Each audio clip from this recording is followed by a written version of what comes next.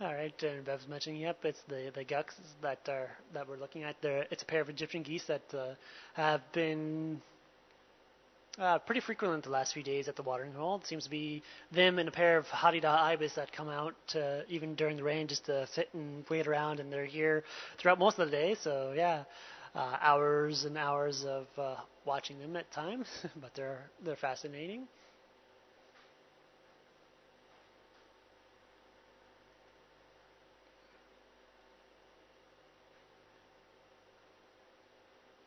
Uh, some people were commenting that the pair of Egyptian geese kind of looked like a jackal or something standing there. So where yeah, at night that's one of the interesting things. Things can tend to trick your mind. To where that's been one of the fun things about the evenings is we usually are at bed when you guys are awake, and so you are watching the watering hole cameras. And in the morning, it's always fun to get all the pictures and play the what was that game with everybody, because a lot of people see stuff, and in the chats, there's usually did you guys see this at such and such time? What was it? And so sometimes it turns out to be sticks, other times you don't know, and other times they could just be the Egyptian geese. But it's always a lot of fun, and looks like more things are scrolling down.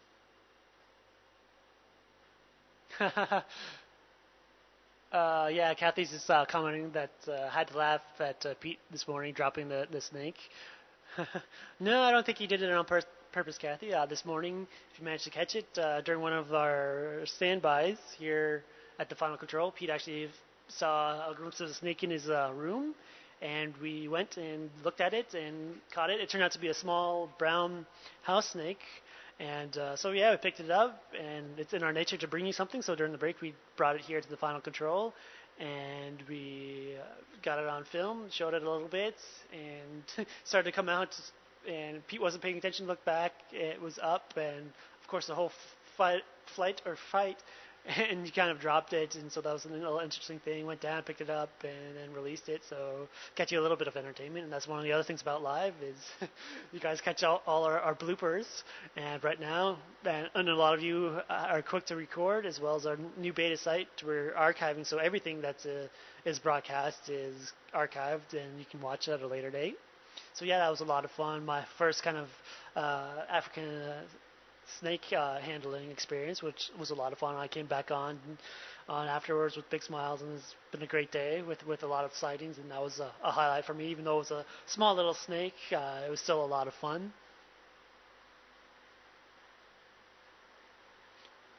let's kind of go back to the geese for a little bit.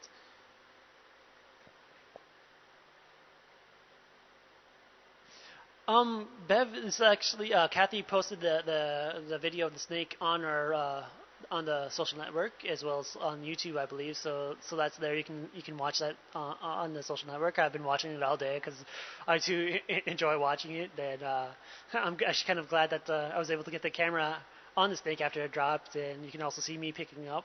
That's me. That's my hand picking up the snake. Thanks, WS. WS was just commenting that Pete did it to make me look good because I had to capture it in my hand and holding the camera.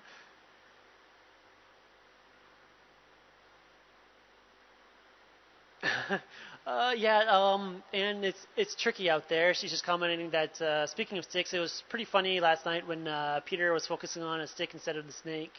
Actually, last night I think it might have been Rexon on camera, but yeah, the other night sometimes it is hard with the infrared because um, we our infrared camera at night doesn't have a monitor, so our vehicle, the Giga, has a little monitor for the cameraman to see as well as the presenter to see, and yeah, so sometimes if we're looking off to the right, we actually have to have our heads turn to the left to be looking at the monitor because it doesn't have a viewfinder or an LCD screen or camera. So it's sometimes hard. And with infrared, the cameras tend to pick up things that our eyes can't, and we don't see it. So yeah. And actually, the other day, yeah, with Peter on there, I noticed that too.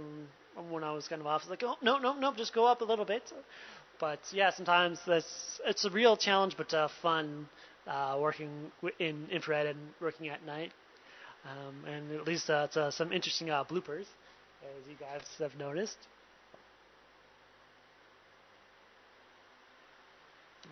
yeah, looks like there's 34 people in the chat room right now, and I'm sure there's more.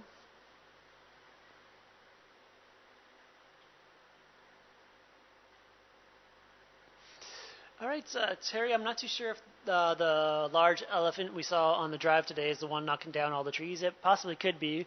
To where, yeah, if you caught our game drive earlier on, we did see a large bull elephant that was close to the watering hole and then wandered off close to the lodge in our camp. And yeah, there's been a lot of trees knocked down lately from elephants that have been feeding. Yeah, so it could be that elephant. We'll have to know. We'll have to wait and see. And there's been other elephant activity around, so we don't know who's the culprit. And I'm sure there's plenty of them doing that. Yeah, sometimes we get our lefts and rights a little mixed up as well.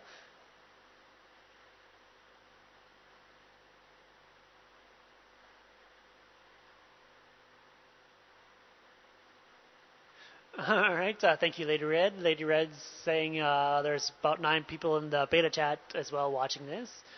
So we're actually, yeah, I'll have to open that up and see how many people are viewing, because there's also another option there that you can see how many people are actually watching what right now, and I'm sure there's probably more people than that.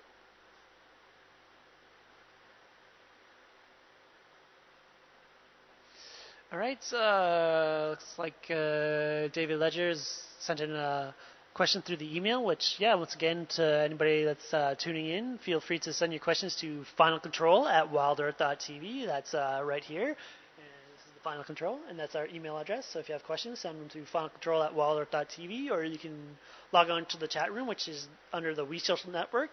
Under We Shows, it's WeChat. And yeah, so if you have them, feel free to. And we got a question in from David. David Ledger from our email is wondering about the Dixie Christmas party I mentioned. Is there any other way to donate than PayPal? I'm not too sure. I'll have to get back to you on that.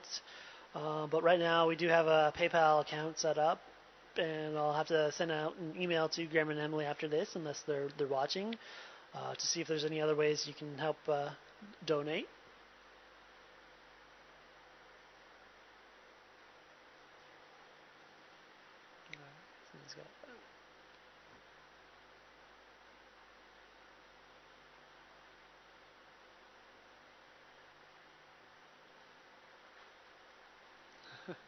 It looks like the beta site slowed some people down and got out of it quick.